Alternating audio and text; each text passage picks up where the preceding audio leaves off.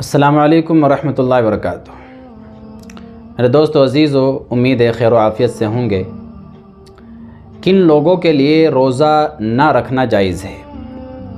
قرآن کریم میں اللہ تبارک و تعالی نے جہاں پر روزے کی آیات بیان فرمائی ہیں، وہاں پر ایک آیت کے ذیل میں اللہ کہتے ہیں فَمَنْ كَانَ مِنْكُمْ مَرِيضًا او علی سفر فعدۃ من ایام اخر، کہ اگر تم میں کوئی مریض ہے یا کوئی مسافر ہے تو اس کے لیے روزہ نہ رکھنے کی اجازت ہے۔ یہاں سے ہمیں پتہ چلتا ہے کہ اگر کوئی آدمی بیمار ہے اور ایسا بیمار ہے کہ ڈاکٹر اس کو کہہ دے کہ اگر تم روزہ رکھو گے تو تمہاری بیماری کے بڑھنے کے چانس زیادہ ہیں، تو اس کے لیے گنجائش ہے وہ روزہ نہ رکھے۔ اسی طرح کوئی آدمی مسافر ہے اور ایسا مسافر ہے کہ شرعی سفر کر رہا ہے، 77 کلومیٹر سے زیادہ کا سفر کر رہا ہے، تو اس کے لیے بھی اللہ کہتے ہیں روزہ نہ رکھنے کی اجازت ہے۔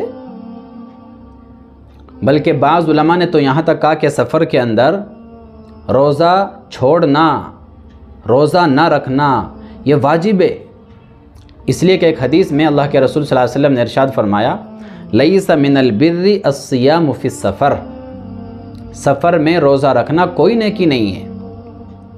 لیکن اکثر علماء یہ کہتے ہیں کہ نہیں، سفر میں روزہ چھوڑنا ضروری تو نہیں ہے لیکن اس کی اجازت ہے، اور اس میں بہتر طریقہ یہ ہے کہ اگر آپ کو آپ کے سفر کی وجہ سے زیادہ مشقت کا اندیشہ ہے، زیادہ بھوک اور پیاس کا، تکلیف کا، مشقت کا زیادہ اندیشہ ہے کہ تکلیف بہت زیادہ ہو جائے گی، تو پھر روزہ نہ رکھیں۔ جب اللہ نے رخصت دی ہے رخصت پر عمل کر لیں۔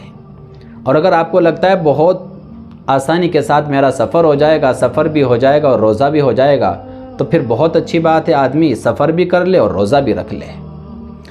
تو بھائی مریض کے لیے بھی اجازت ہے وہ روزہ نہ رکھے، روزہ چھوڑ سکتا ہے، مسافر بھی روزہ چھوڑ سکتا ہے۔ اسی طریقے سے کوئی حاملہ خاتون ہے وہ روزہ چھوڑ سکتی ہے، دودھ پلانے والی خاتون ہے روزہ چھوڑ سکتی ہے۔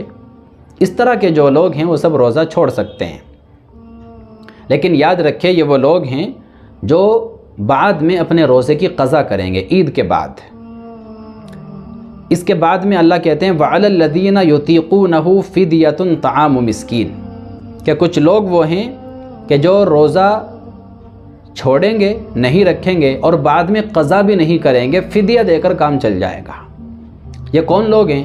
یہ وہ لوگ ہیں جو اس قدر بیمار ہیں، اس قدر بیمار ہیں کہ روزہ رکھنے کی بالکل گنجائش نہیں ہے، اتنے زیادہ بیمار ہیں، تو ان کو بعد میں قضا نہیں کرنا ہے۔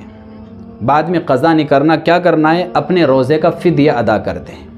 یا کوئی آدمی اتنا زیادہ بوڑھا ہو گیا ہے کہ اب ظاہر سی بات ہے جوانی تو آنے سے رہی، اتنا بوڑھا ہو گیا ہے، بہت زیادہ کمزور ہو گیا ہے کہ روزہ رکھنے کی اس کے اندر ہمت اور طاقت باقی نہیں بچی ہے، تو اس کے لیے بھی اللہ کہتے ہیں وہ فدیہ دے دے اور اپنے 30 روزوں کا حساب لگا کر کے فدیہ ادا کر دیں، انشاءاللہ روزے کے برابر ان کو ثواب مل جائے گا۔ فدیہ کیا ہے؟ یاد رکھیں ایک روزے کا فدیہ صدقۃ الفطر کے برابر ہے، جو تقریباً 2.25 کلو گندم کے برابر بنتا ہے۔ اس سے پتہ یہ چلتا ہے کہ آج مارکیٹ کے اندر 2.25 کلو گندم کی جو قیمت ہے، وہ قیمت آپ کسی غریب کو دے دیں، ایک روزے کا فدیہ آپ کا ادا ہو جائے گا۔ 30 روزوں کا فدیہ اگر آپ کو دینا ہے، اکٹھے 30 روزوں کا فدیہ بھی آپ دے سکتے ہیں۔ ایک روزے کا فدیہ میں نے بتا دیا، 2.25 کلو گندم کی قیمت مارکیٹ میں جا کے معلوم کر لیں، مثال کے طور پر 100 روپے ہے، مثال کے طور پر 100 روپے ہے، 2.25 کلو گندم کی قیمت، تو ایک روزے کا فدیہ 100 روپے بن گیا، 30 روزوں کا فدیہ 3000 روپے بن گیا۔ اس طریقے سے یہ لوگ فدیہ ادا کر دیں گے، ان کے لیے قضا بھی نہیں ہے۔ تو یہ وہ لوگ ہیں جن کے لیے روزہ چھوڑنا جائز ہے اور روزہ نہ رکھنے کی جن کے لیے گنجائش ہے۔ السلام علیکم ورحمۃ اللہ وبرکاتہ۔